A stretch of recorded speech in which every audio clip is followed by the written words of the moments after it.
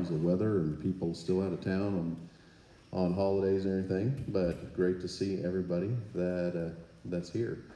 I'm going to kind of just run through some of the announcements and stuff that are going on first, and then our topic for tonight to discuss is going to be talking about some winter issues, winter hive weight type of things, the things that you could need to be checking on.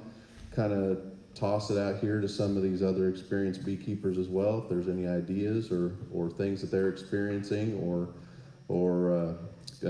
suggestions or comments that they have as well tonight. And hopefully my throat will last through this. I'm trying to fight off a head cold. So several things are coming up. For those that are new here this evening, we have a beginner beekeeping class that is going to be taking place on January 22nd. It'll be right here, and you can go to the Benton County Beekeepers website to sign up for that. There are actually 4 different ways to sign up for that, whether you whether you are wanting to also join as a member, or if you and somebody else wants to come with you. If you sign up, it'll be $75. That comes with all the material. You also get a hive tool, and I can tell right now this is going to be a challenge. and so you can.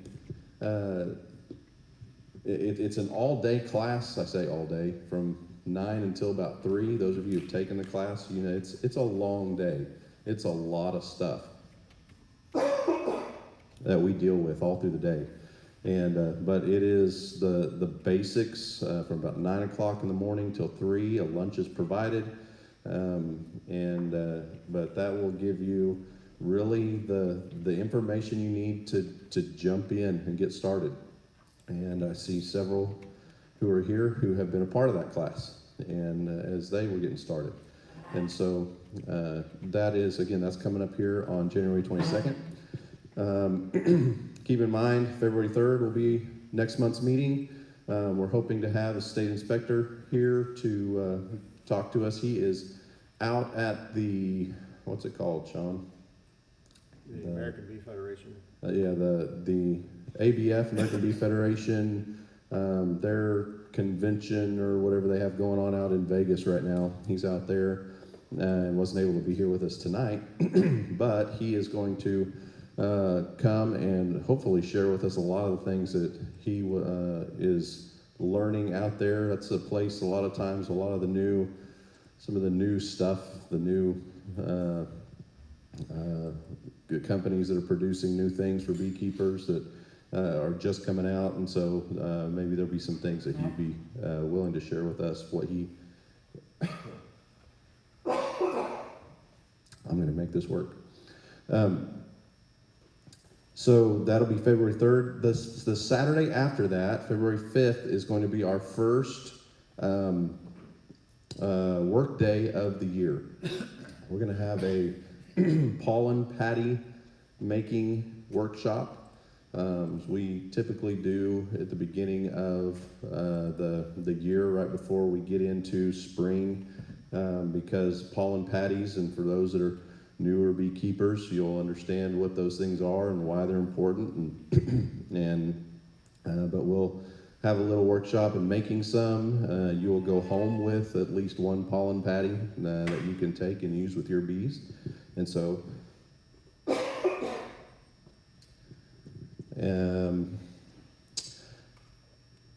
we tonight have four. Okay, so Todd, we have 4 of our junior beekeepers. We typically have 3 in a junior beekeeper program because we had some siblings that were a part of that. It was kind of hard for us to not go ahead and accept all 4 that we had in applications this year. And so I'm going to I'm going to introduce you. Just stand up and wave and let everybody know so they know who you are. So first one is Simon Todd, back here in the back. All right, Evelyn Rager, right here. Hello, Evelyn. And Aiden and Bailey Siebert, right here in front as well. All right. So congratulations, first of all, for being accepted into the program. It's a pretty cool deal. There's a lot that is expected of you, but at the same time, we try to make it so that the reward on the other end is worth it. And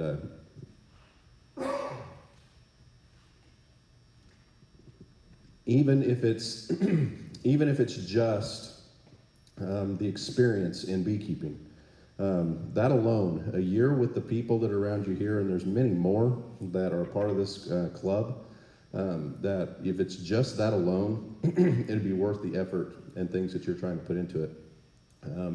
But also with the anticipation of having your own hive and bees that the club will provide if you go through the entire program.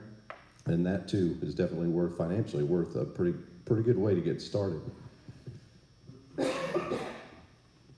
So,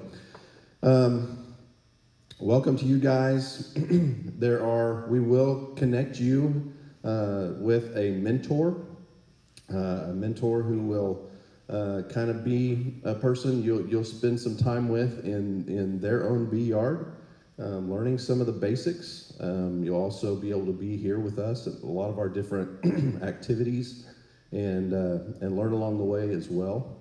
And so there's just a lot of things that we're going to try to do to provide for you so that you can be.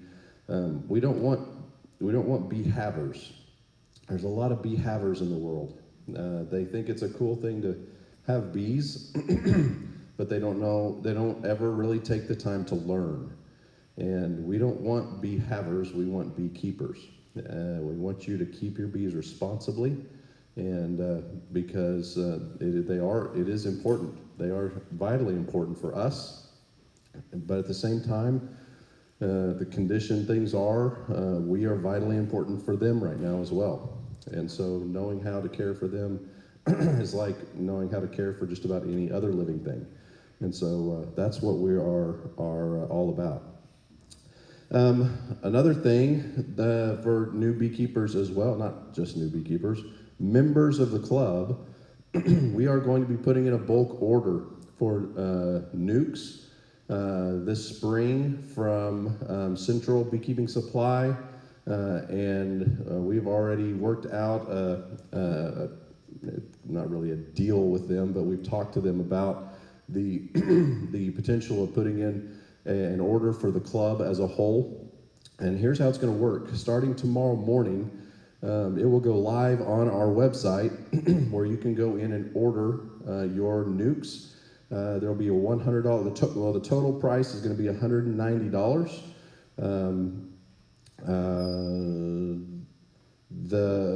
There will be a $100 deposit that will be required per nuke. That will be due by February 15th, and then the remainder of that, the additional $90, will be required by April 15th. Sean is also going to send out an email to everyone to gives a link to where to go on the website to put in your order, and so that is something. We'll get a trailer probably toward the middle to the end of April and go down and pick up those in bulk and bring all of those nukes back, and we'll have one day where everybody can then meet us probably here in the parking lot and pick up all of your nukes. And so if that's something that you are needing to do, looking forward to do, then take advantage of that. If you have not signed up for emails yet, you need to go to the website. On the first page of the website, the bottom of the page is a link that you can sign up so that you can make sure that you're getting all of the emails from the club. for all the different things, including things like this for the nukes. But every single message goes out to that, and so even our junior beekeepers, if you're not getting emails, if you didn't get an email here within the last, or all of you got an email from me, but if you did not get an email from the club here within the last few days, then that means you're not signed up yet. So. You can also scan the QR code on the business card. It'll take you to that form as well. Okay, so if you pick up one of those business cards, scan that QR code, and it'll take you right to that to sign up to make sure you're getting the emails. Also, online memberships. We have gone to completely online now, and so if you either did not see or did not use the link in the email that was sent out a couple months ago to get signed up for your membership online, you need to do so because everything is going to be done that way now. If you don't have access for some reason to get that done, let us know so that we can help you get that done. But it's going to be, memberships are going to automatically renew now. Well, no, they don't automatically renew, but you will get an email. It will be their annual now from the time that you sign up. So if you signed up on January 22nd, it will need to be renewed January 22nd next year. It's not going to be the first of the year. You'll get that full year in, and you'll get an email a couple of weeks before letting you know that you need to renew your membership.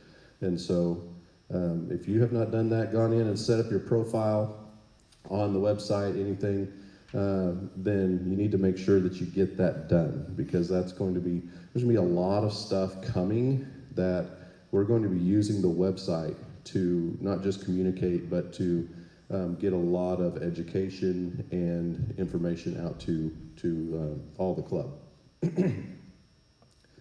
Any questions or thoughts about any of that? Any of those events or anything that anyone has any questions about?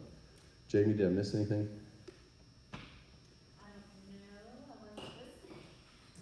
She wasn't paying attention. She usually catches. If I miss something, she would have caught it. All right. Raise your hand if you do not have or never have had bees. All right. So we've got a lot of beginners that are here. That's exciting. That's exciting for me because this has been one of the most rewarding things that I have ever done in my life. And I've been blessed to be able to do a lot of things. And this is one that it has its challenges. It has its disappointing moments. It has sometimes some scary moments. And I'm not talking about being stung by bees type of scary moments. It's just, it's one of those things that there is a lot that is required to know that goes into beekeeping, but on the other side, there is a lot of reward. And so it is a tremendous thing to be thinking. So if you're just here tonight and I'm just kind of thinking about it, we're glad that you're here. If you're here and you said, nope, I'm committed this year, I'm getting started. I'm glad you're here. You're in the right place because you've got the people around you that are going to help you to get started. And so tonight, our theme was kind of talking about some things that are going on in the winter. When you come to our monthly meetings, sometimes we'll have guest speakers come in, talk about different specialties along in beekeeping. Like I said, next month we'll have the state bee inspector who will be here. His name is Jacob. He has been doing this now for less than a year. He's fairly new, but from everything I've seen, he's doing a great job. And so we look forward to having him here and sharing with us a lot of things that he's seeing now, not just at this convention, but things that he's seeing now in Northwest Arkansas. that we as beekeepers need to keep our eyes open as we're going into this next spring, as we're getting ready for the big busy season in the spring.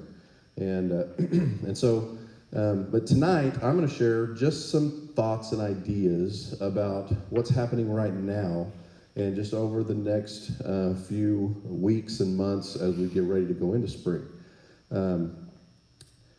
This time for all new beekeepers, right now with the temperature, especially the way it is right now, it really starts about when temperatures drop to about 55 to 50 degrees is you'll have your bees in a hive that will start to cluster. So just kind of imagine a basketball in the middle of your hive, a ball of bees that have just all kind of gathered together to keep each other warm, with the queen in the center.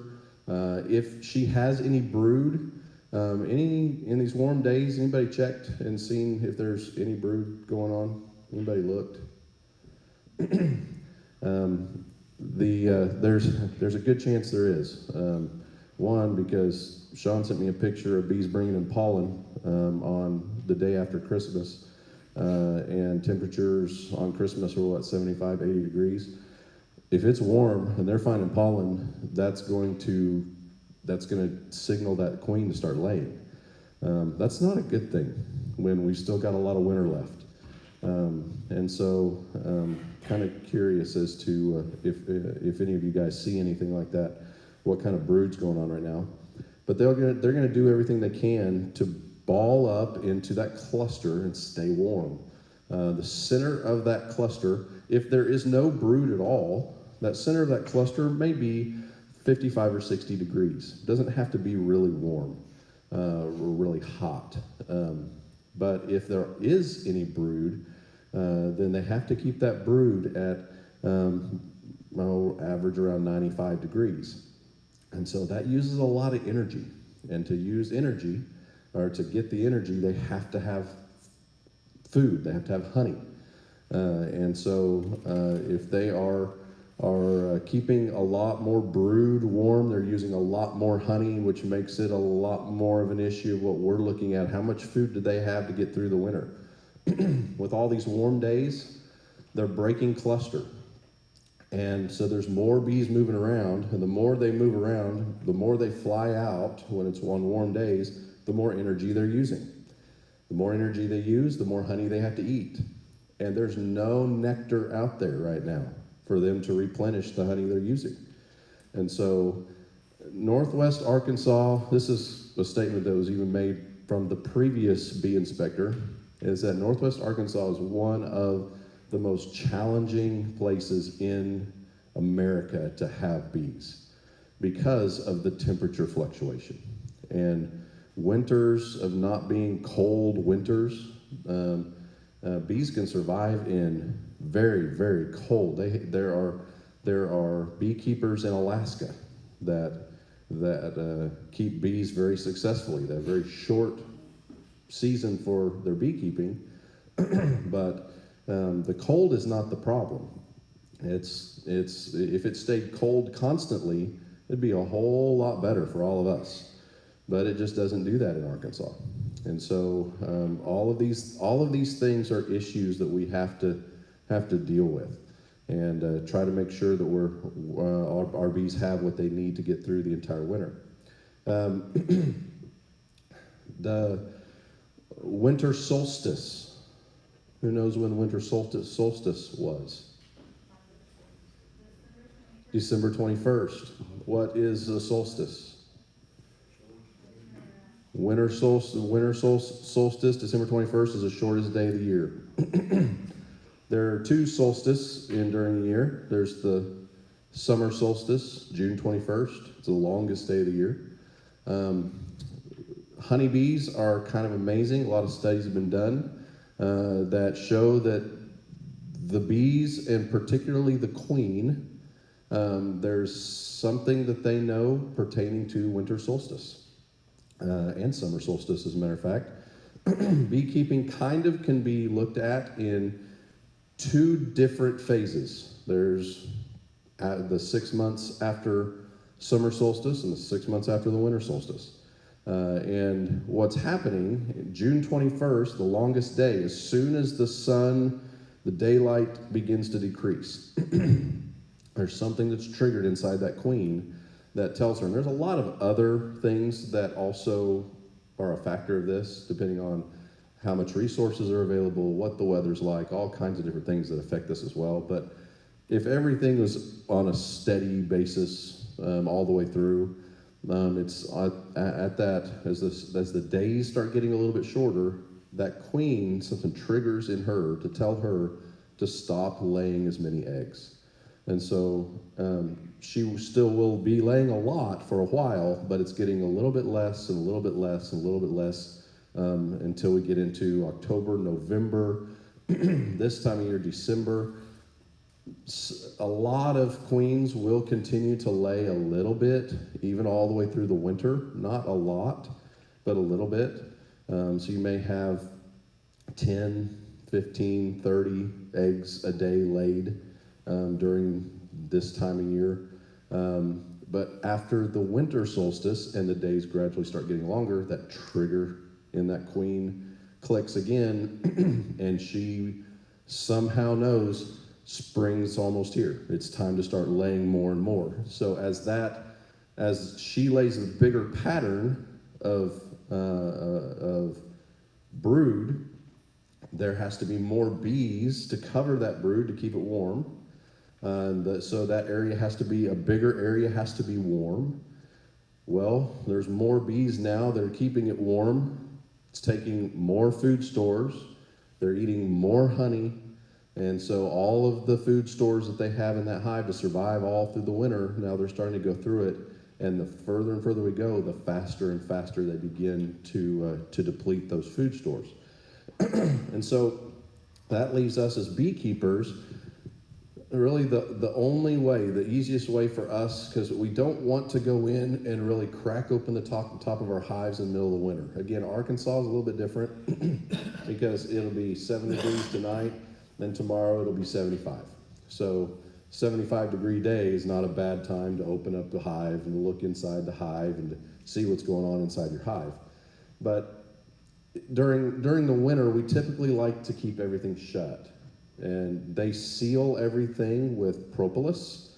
And so as soon as we break that seal, it's not sealed as well as it once was. And so it's best if we can just leave it alone. So one of the best ways for us to check to see how much food is in those hives is to just lift the hives. Now, we're not lifting the whole hive, but one of the best ways to do that is just to reach down on the side of the hive and just tip it. And you see, is it heavy? Does it feel like it's got 2 or 3 cinder blocks sitting on top of it? And is it heavy? And that tells you that there's still pretty good store of honey in it. Thing is, what I'd recommend is also reach over to the other side and lift the other side. Because depending where that cluster is, it just kind of changes the way that it might weigh at one side or the other. Lift the other side, just kind of see, is there consistent? It feels pretty heavy. And that's just something that you have to do just by doing it and getting used to it. Before you go into winter, when you have, your hive is full of honey, you are set. I've got maybe a deep box and 2 deep boxes, or maybe I'm doing 2 or 3 medium boxes to go through winter, whatever I'm doing. And man, they're all packed full of honey. I want to lift them then so I can see what it feels like. That's what it means when they're full. Then the next time I go to them, I can check them and see what's the difference. Something that I have now that kind of gives you a little more accurate measurement is, it was actually sold by Beekeeping Supply, but all it is a luggage scale. One of those handheld, before you go to the airport, you got to weigh and see if your luggage is too heavy. They cost like maybe $9 or $10.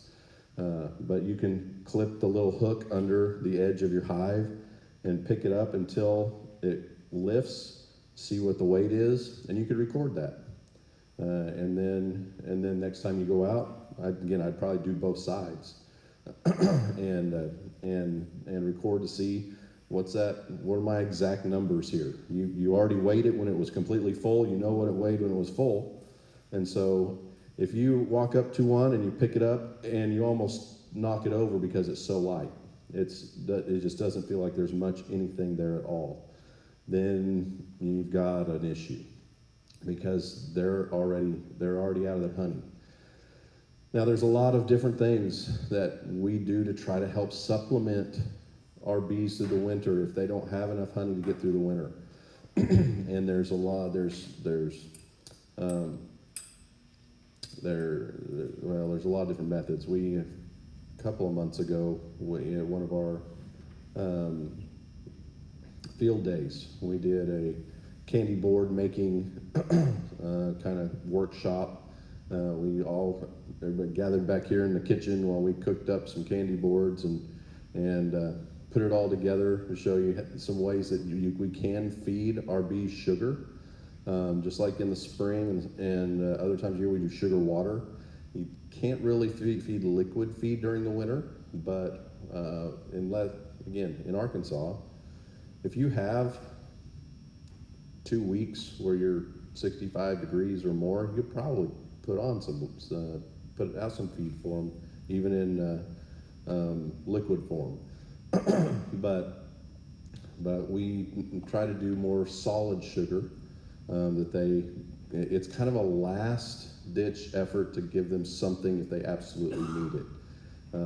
It's not the most ideal, but sometimes it's what's necessary.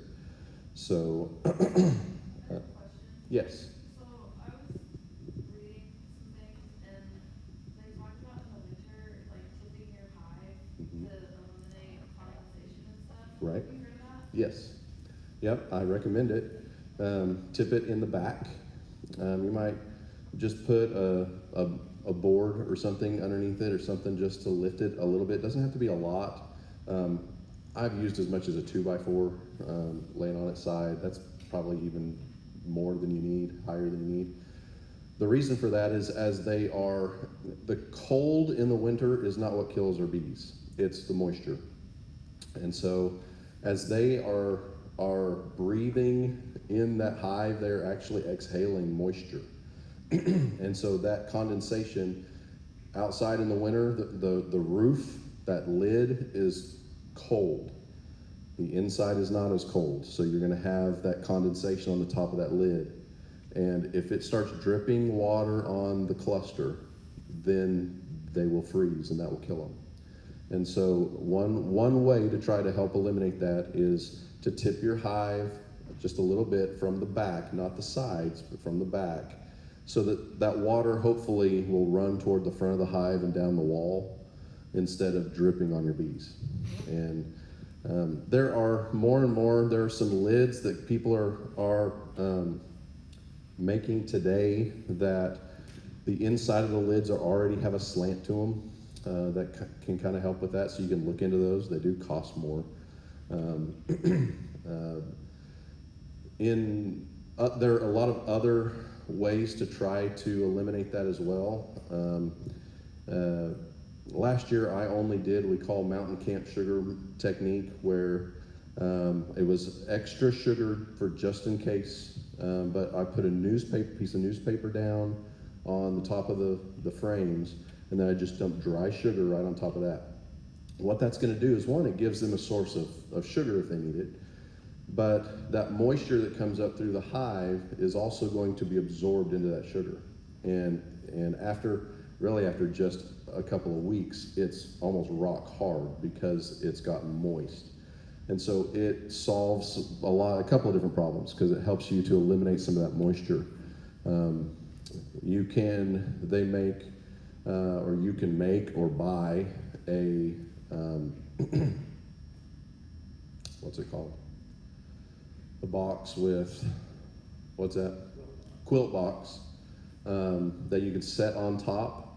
Some people put strips of burlap in it. Some people just put wood chips in it, and that sits on top. so the moisture that comes up through will drip into that and soak into that as well. So there's several different methods and things that you can use to try to help eliminate the moisture problem in the winter, because that really is the biggest issue that you have. Well, I say that and if you had mite issues going in, and so it's going to be interesting with you guys to see where you're at here in a couple of months. We went out. They work with the Crystal Bridges hives, and the Benton County Club has been a part of working with them for several years, and they've just kind of taken over this last year the work with the hives out there. They had been neglected and hadn't been touched for quite a while, and so Sean and I went out. When was that? Was that October, November? We did some mite tests, and the mite load was just through the roof. They did do a mite treatment. They fed. They had no feed at all, no nectar at all in those hives, hardly. And so they did everything right to do what they could to try to help them to survive and make it back through. And so it's going to be interesting to see with the Crystal Bridges hives up there, how they turn out. So, but it's a lot of those different things that's an easy thing. It's just get a stick and stick underneath the back of it just to tip it just a little bit. It can't hurt anything, but it could help them a lot. So, any other questions? Can you say the method again? Mountain camp method. You can Google it. You can put it in YouTube, and you'll see all kinds of videos on it. It's just pretty simple. Just putting a piece of newspaper down on top of the frames, and just dump dry sugar right on top of the frames, right on top of that paper. Anything else? Steve, would you let everybody know where the backers are and about coffee? Oh, sure. Restrooms are right here if you need to, and if you need to fill up and not empty, the coffee's right there. Oh, it's decaf? Who did that? Oh, man. If you're gonna make it, make the real stuff.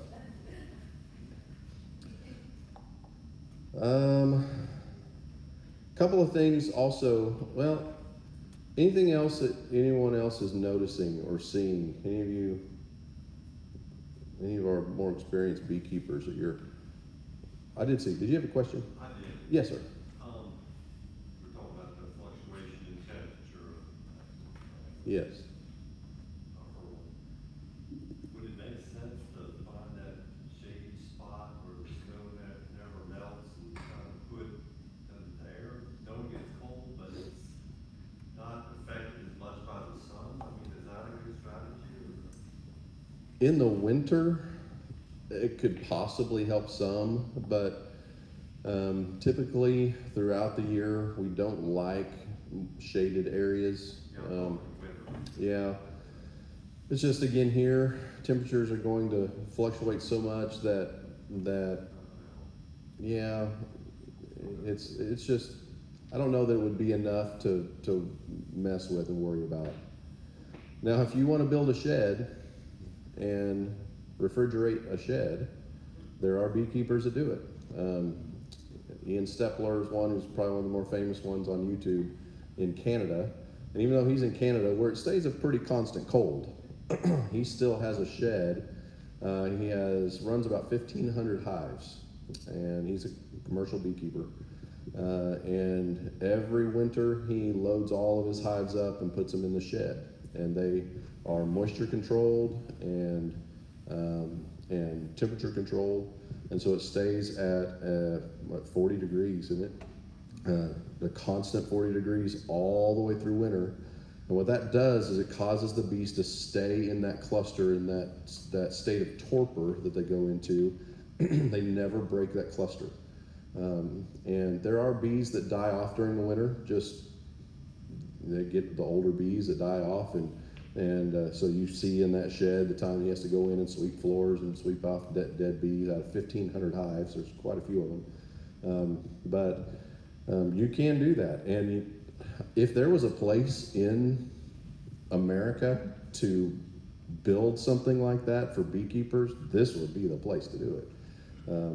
And you build something like that, you could probably rent out places for beekeepers to use. Just because of the challenge of the temperature. But that's something that's doable. That's something that you can do. I'm not going to. It's a little bit more than I'm willing to do, but beekeepers are always trying to find better ways to help protect their bees and whatever. And the guys will do whatever it takes sometimes. And so, anything else? Anything else going on? Any of you guys have seen or anything that's not normal? It's temperature. Everything pretty. Any food supplies and everything from what I saw were a lot lower this year. Is that kind of what everybody's experiencing? So you remember that freeze we had? When was it? Late spring. I don't remember the date. Remember when it dropped down -20 last spring and hit us hard after it had been 70 degrees for a while, and then all of a sudden it dropped real hard. A lot of these beekeepers lost hives when that happened. I did. I lost 2 to that freeze, but it was kind of what I'm seeing now. It was kind of a snowball into multiple other problems that we're having to deal with, because it also really affected the foliage, and the pollen that was produced early, the nectar that was produced by flowers throughout the season. I personally believe that freeze had a lot to do with why there wasn't a lot of resources available for the bees. When we were feeding our bees during the fall, they were using it as fast as they could store it. And so they just were not storing it like they normally do. And because there wasn't anything out there. And so it was a real challenge for us this year to make sure that they had enough food storage to get through the winter. And so there's a lot of us now. I heard several when they came in talking about it. Our hives are really light, more so than what they normally are this time of year, and so we're really having to watch that and try to help them through. There are some other things that are out there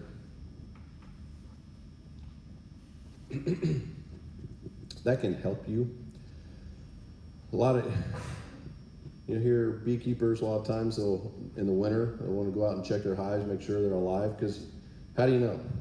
If it's been cold for a long time, we do get a long spell, the bees aren't out flying, you haven't seen a bee maybe in a month or 2. If that happens, different ways you check to see if the bees are still there. What are some ways that guys use? Stethoscope. What's that? Stethoscope. Stethoscope. You get a stethoscope, put up on the side of the hive, and you can hear that little bit of a hum from the hive inside. Any other ways you guys? Knock on the hive. Okay, you just go in and bump the hive or knock on it. When you do that, it's going to kind of cause them to jump a little bit, and you'll hear that buzz get a little bit louder. So if you hear that, you know, okay, that means they're alive. If you don't hear anything, then chances are probably got a problem. Okay, you can get a FLIR. You can get a thermal camera. I have one that attaches to my phone, and it just plugs into the bottom of my phone, and I have an app on my phone, that I use my camera and I'm able to see if there's any heat coming out of the hive. On wooden boxes, you're able a lot of times to see exactly where the cluster is. And so if they're still down low in the box, or if they're moved up higher in the box, or what's going on. But if you get any heat signature off of it at all, you know that at least your bees are still living inside the box. It's something that, as a club, that's one of the tools that we have been talking about buying to make available to club members to be able to use and borrow. And we're kind of trying to build that toolbox. We've had the extractors, honey extractors and things like that for some time, but we're trying to also put together some other tools. And so that's something, especially some of our more experienced beekeepers, if you could think of things, say this would be a good tool to have, but maybe a beginner they wouldn't want to put the money into getting, but it would be handy to use something along that line. But thermal camera is one of those things that we are thinking about doing.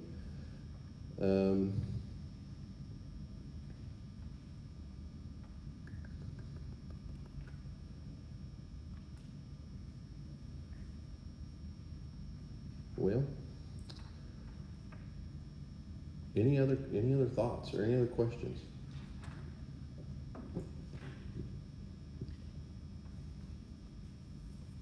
Steve, you probably already mentioned this, but if you didn't, just in case, if people have gone online and signed up and they haven't updated their information to include, a lot of people didn't put like their phone number or their address or things like that. We really need that information so that, if you wanna be a mentor, if you need a mentor, if you have something for sale or you're looking for something, we need to have all the information we can get so that the website is used in the capacity that we're looking to use it in. Okay, that's one of the exciting things that we are looking forward to with the use of the website is once you've gotten signed up in a membership, your profile kind of put together, you'll see a lot of the questions that it'll ask you. And some of those questions are you prepared and ready to be a mentor?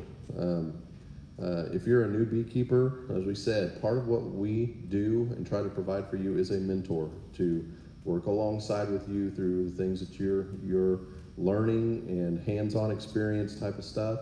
But if you make it through one whole year with your bees and you get them through the winter and you come out the next spring and you still have bees and you successfully survive the winter, then guess what?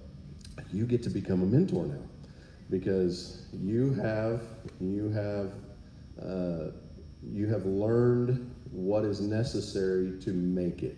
Now there's a whole lot more to learn, but you at least can help walk somebody else through the beginning stages of what it takes to kind of get started. And so, but you're able to do that to be a mentor, or if you need a mentor, there are, if you have anything to sell, if you're selling honey, if you're selling wax, if you're selling propolis, if you're selling, what else is listed on there? Creamed honey, any type of balms or anything bee related. If you have anything that's coming from a beehive that you are making, producing, or selling in some way, there is something there for a box for you to check.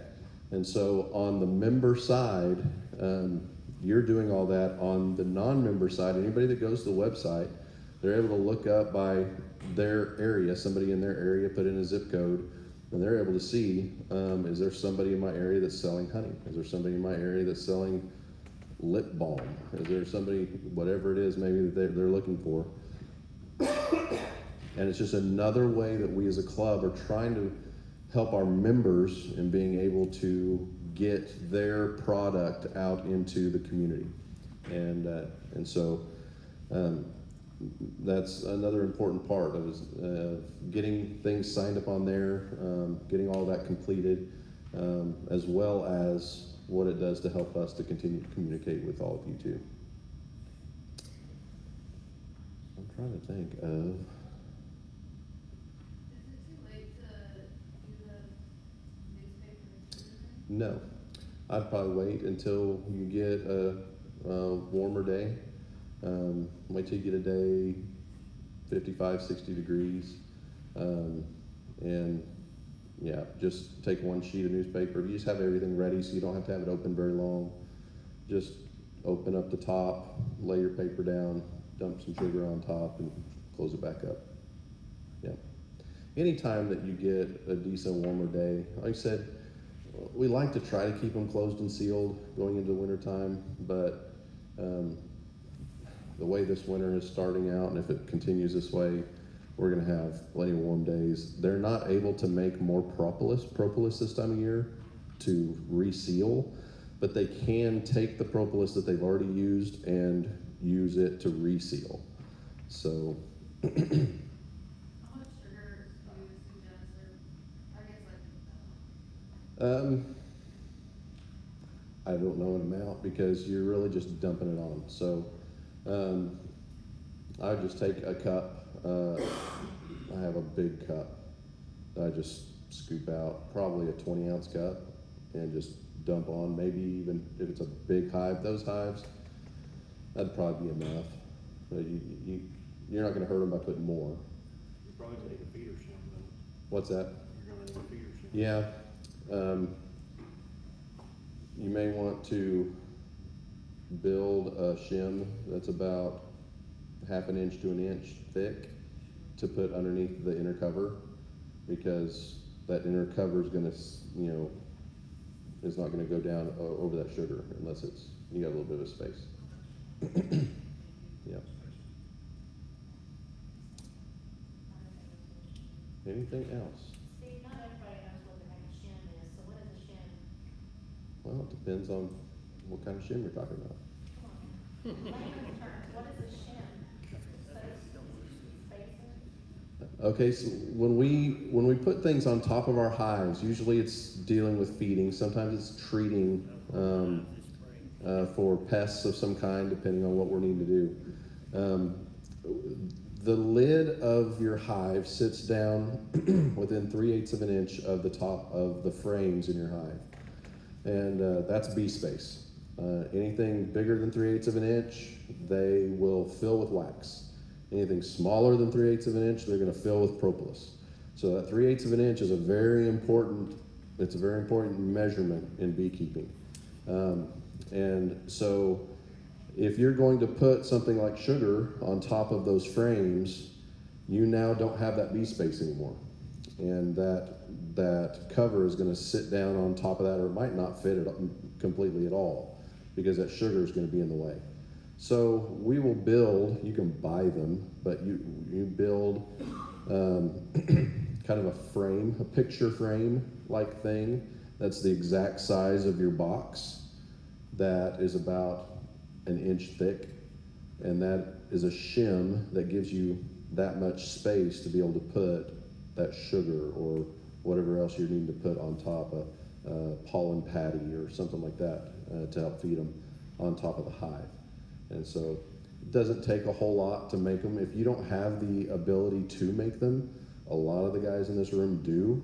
And so just talk with them, and whether they have some scrap around to help you out, or if you bring them a little bit of wood to be able to make it out of, or something, make a deal with you to get something done. But something that's pretty simple to do.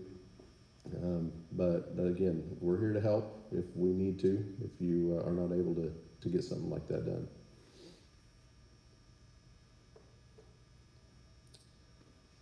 Anything else? You got some money to give away? It's about that time. I didn't have a whole lot to say which that doesn't happen very often. Part of that is because I'm not feeling like talking a whole lot. All right, if you bought a 50-50 ticket, don't draw your own this time, Jamie. All right, we have $18.50 that goes to the last four digits are 9440. 94.40. That's 9440 at the end. 94.40. Anybody? Speaking of, I get to keep it. Okay. Woo. 94.40. 94.39.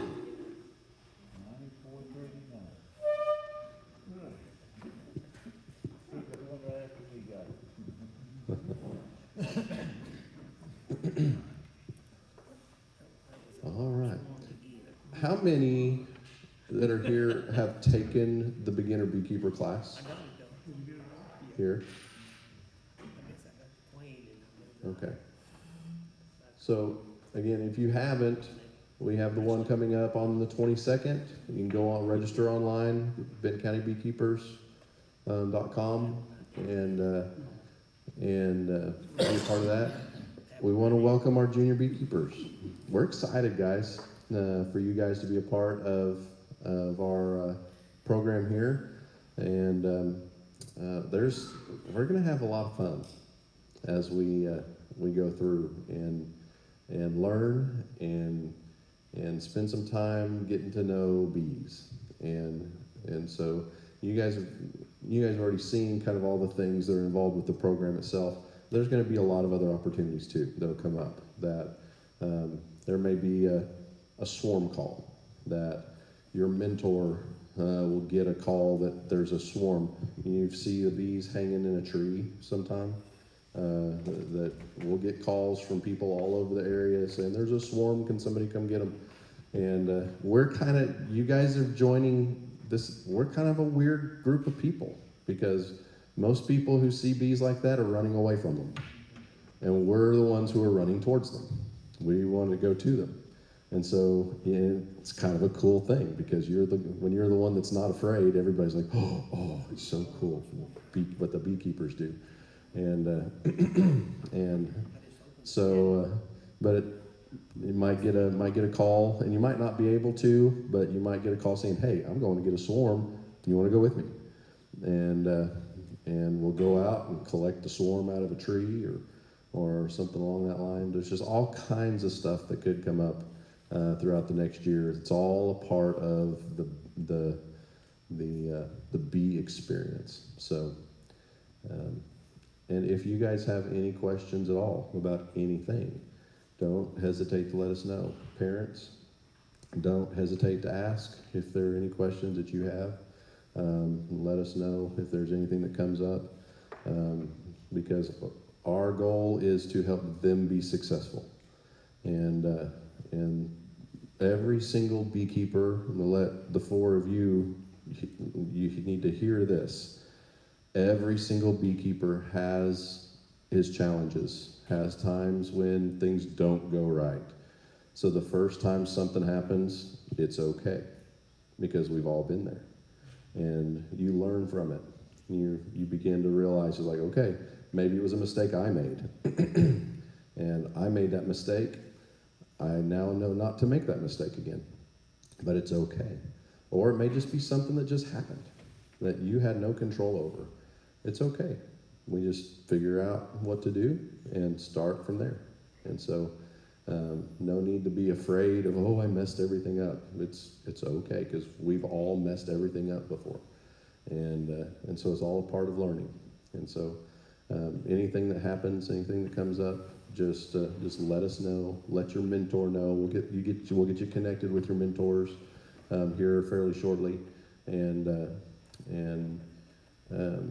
So don't be hesitant. Is there any apprehension at all about being around bees? Any at all? Well, that's a good way to start. It's sometimes when you're out there for the very first time and you've got bees all around you, it's a little bit different of an experience. After a while, you learn to love it. But don't you? But it's all a part of the fun. And will you get stung? Probably. Otherwise, you're really not a beekeeper. It happens. It happens. We do everything we can to keep it from happening, and it doesn't have to happen until usually we get careless. And that's why it's not just about keeping bees, but how to keep bees and how to do it the best way. And so a bee sting's it's not the end of the world, at least not for 99.99% of people. But so any of those apprehensions or anything like that, don't worry about it. If you have any, talk to us about it, and we're here to help you out. So, any other thoughts, questions? Yes, sir. The notes that you're getting from Central Beekeeping, will they be deeps or mediums? They are probably deeps, I'm assuming, aren't they? Probably, yeah. Yeah. Yeah, they'll be deep mediums. Deep mediums. Deep nukes. For those of you, terminology. Our boxes that we have for our bees, we have deep boxes, medium boxes, and shallow boxes. And so what he was asking was the size of the box, the size of the frames that are in the box. It was like JR, he only runs medium boxes. And so he's not going to, he could, I guess, technically buy a deep nuke and figure out a way to make it work. But a nuke, that's another word probably, is a nucleus hive. It's like a miniature hive. And so it has all the bees, it has brood that the queen's already laid, it has a queen, it has everything you need to start your hive. It's right there. You just take those frames, put them into your hive box, and you are on your way. You've started. You have a hive of bees that you're starting with. For those in the junior beekeeping, that's what you will get after you complete the program. Is you will get a hive, the box, everything that goes with it, and you'll get a nuke, one of these nucleus hives, to be your first hive to go and begin. And so, but that's the deep and the medium he was talking about.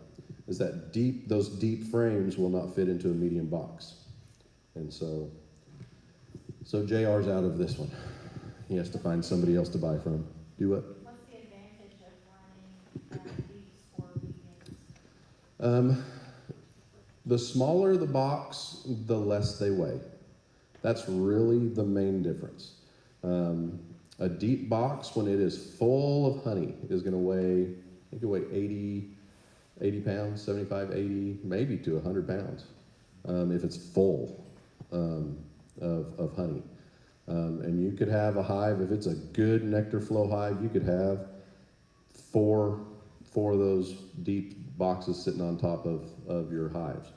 A medium is going to weigh a little bit less, a shallow is going to weigh a lot less. So the older you get, like me, the more the medium boxes begin to be attractive because they weigh a lot less. Shallows even become a little more attractive. But also, I didn't take Sean. Sean was my mentor when I got started, and I did not take his advice. He said, pick a size and stick with that size. Well, I thought, well, so I had deeps and mediums both, and I can't take what we just talked about. I can't take anything out of my deep boxes and put them into my medium boxes.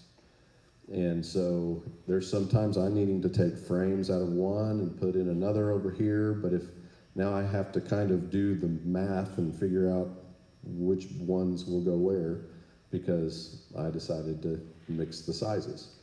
And so when you get started, if you're just beginning, a lot of guys here that don't have bees, I think we have more here tonight that don't have bees than do have bees. And that's something you need to consider, is more and more people beekeepers are going to just running all mediums. And that way everything works together. You don't have any issues that way. But a lot of guys still are running deeps. Right now I have deep brood boxes, and I use mediums for all my honey supers. And so it works, but I do run into some issues sometimes. Yes? Yes. So when you get your hives, we have back there, Jamie's holding one up. There is a state registration that you have to register your hives with the state, and that is, it's not a thing for the state to be in control of your hives. It's really to protect your bees, because if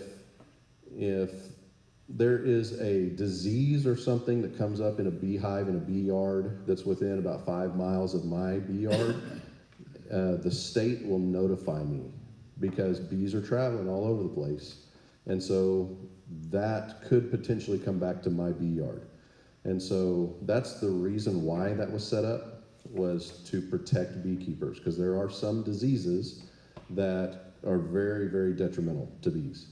And so fortunately, some of those worst diseases we do not have currently in Northwest Arkansas.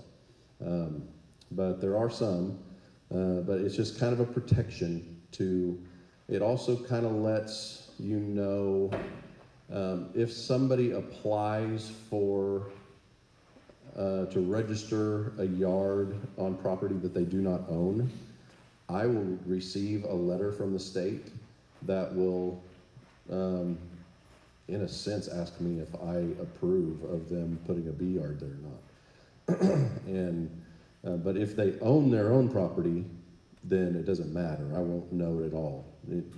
But it's just, it's state regulation. Yeah. Does there need to be a certain amount of space between bee yards? Between bee yards? Like if our neighbor has a beehive? No. It'll, of course, be good to be in communication with your neighbor. And, you know, one, if you have somebody that's that close, that could be a really good resource and help. Especially if something ever happens and all of a sudden you're in, I don't know what to do. One of us may be able to be there to help out in some way, but if you have somebody close that knows what they're doing, then that could be a really good resource too. But, good question. I was curious if you knew what type of bees would be in the new stock. I'm guessing they're Italians. They're going to be Italians. Yep. Anything else? Yes, sir. We're in Missouri, Yes. what does that change? Better. I'm going to have to check and see. There are going to be some differences. Yeah, we probably have to get a different form. Yeah. for them. But we're just like literally 6 miles across the border, so Right. therefore, there's got a range. Right. We can help check and see what some of those things are. There are some other beekeepers that are in the club that are in Missouri, so they'll may have some information too. And so whether they require registration or not, I don't know even. They might not. Right. Well, and it's, even here in Arkansas, it's not like the bee inspector is going to be going around searching for beehives that people haven't registered. There's only 2 bee inspectors for the entire state, one that does north of I-40 and one that does south of I-40. That's not what they're really into, but we want to make sure that we are compliant in every way that we can so that there aren't any issues. But we can try to find as much information about that as we can, for sure.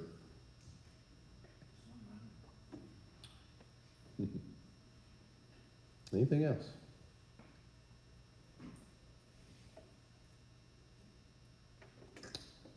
Anything else, Jamie? Okay. Well, thank y'all for being here. Welcome to our new members and our junior beekeepers, and you guys, this is going to be it's going to be a fun year. I'm looking forward to working with all of you guys through this year. So, all right. Well, that's all I've got. If you have any other questions or anything, just hit me or one of these other guys up before you leave. And if not, then we will see you next month. If not, something else doesn't come up between now and then. All right. Thanks for coming, guys.